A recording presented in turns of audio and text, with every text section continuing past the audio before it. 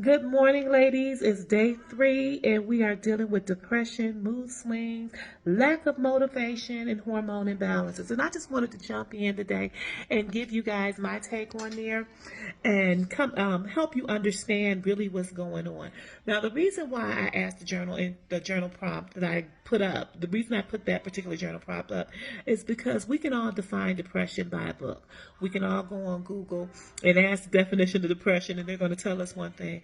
But each definition is going to be different. It's going to be differentiated by what you have gone through in your life or you've watched others go through. So if you've ever dealt with depression yourself, or if you have anybody in your family that has dealt with depression, then they're going to have a different definition of what depression is and how that affects you and what it has taught you.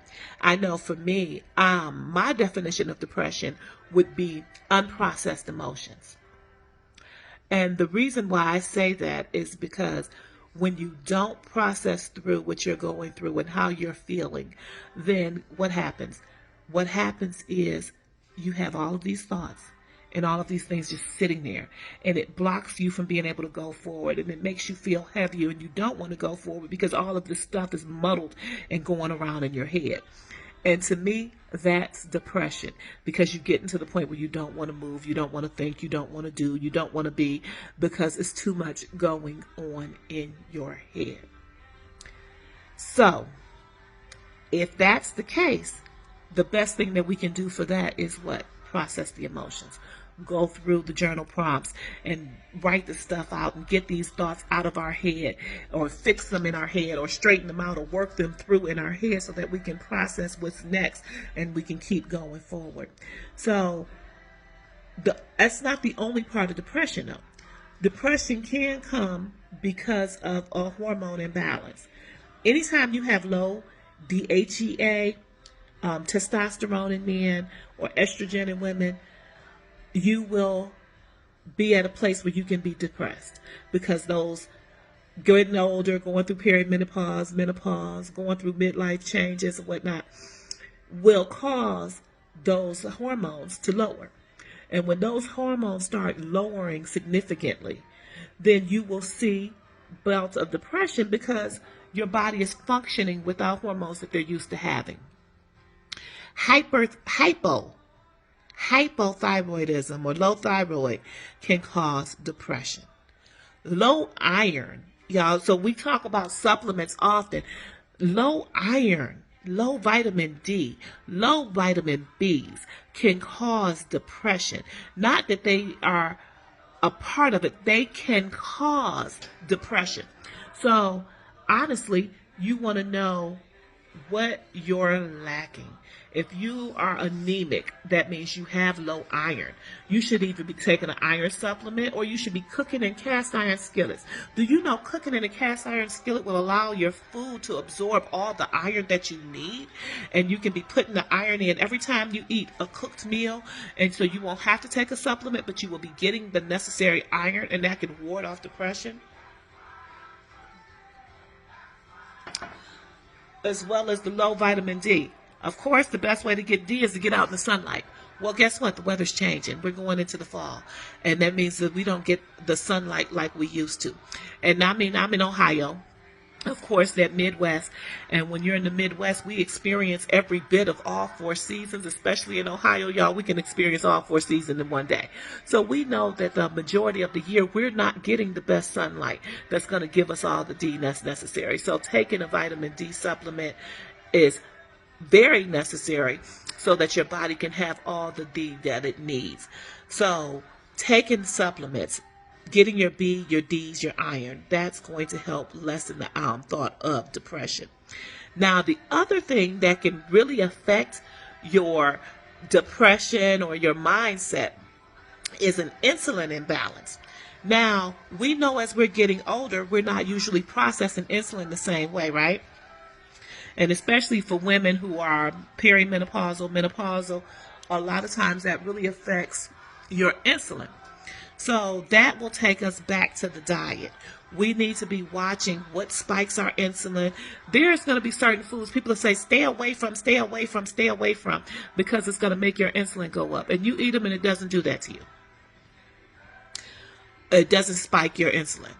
Okay, everybody is different. I cannot tell you guys enough. You have to know what your body is doing and what your body does with certain foods. So you avoid the foods that spike your insulin. I know for me, rice is one of those. It spikes my insulin. My insulin will jump up really high when I eat rice. And I don't care how little or how much it jumps up just with rice. But I can eat potatoes. No problem. So, and then there's people who will eat the potatoes and their insulin is going to go up, but they can have the rice. So you got to know your body. Your journey is a personal journey. So take the weight of what other people say or do or try to show you about you, and you got to watch you and do what's best for you. That's going to keep away some of the depressions. Depression symptoms. Also, your why. If you know your why are you on this journey? Because everybody has a reason. Keep your why up front of why you do everything. If I'm doing this lifestyle change and journey because I want to be here for my grandkids or my children or my husband or whatever, or I just want to be healthier and I just want to feel good about myself, whatever the reason is, I'm doing this journey. You have to keep that first and foremost in your mind. So when all of the other negative thoughts come up and all of the lack of motivation, you can push that away with your why. No, I have to do this because. And this month, when we're not doing the negativity and we're doing the I can get up every day. I don't care how bad I feel. I don't care what's unprocessed in my head. I will process while I'm walking. I get on my treadmill first thing in the morning so I can process while I'm walking. And don't get me wrong, I definitely have my days when I'm under attack, or I feel like I'm under attack, or I feel like nobody wants to be bothered with me and I don't want to be bothered with them either. Believe me, it's mutual. But I have my days when I feel like that. And those are the days when I say, no, I'm making better choices. And I made a decision to go forward in this lifestyle journey. I made a decision to eat better. I made a decision to exercise more and move my body. I made a decision to do this so I can be an example for my child, my youngest daughter. And not only that, so I can be here and be healthy. So I can get up and walk across the room and not hurt. Okay? So I can go up the stairs without breathing heavy. That's why I made my decision. And as long as that decision, that why is the same, then I can use that to motivate me. But again, please take all of the journal prompts seriously. Answer them not just from the face value, but go dig deep in you, because these things will be the things that help you get out of some of the things that are holding you back. And that's all we want to do. We want to help motivate. We want to help encourage. We want to help push you to being the person that you desire to be.